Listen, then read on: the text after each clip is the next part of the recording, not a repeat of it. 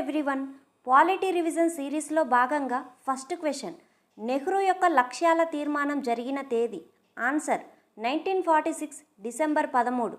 Second question, supreme court యొక్క ఏ ముఖ్యమైన కేసులో లౌకికవాదం రాజ్యాంగ మౌలిక లక్షణంగా పేర్కొనబడింది.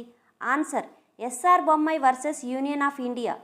థర్డ్ క్వశ్చన్, పీఠిక రాజ్యాంగంలో అంతర్భాగమని చెప్పిన ముఖ్యమైన సుప్రీంకోర్టు తీర్పు ఏది.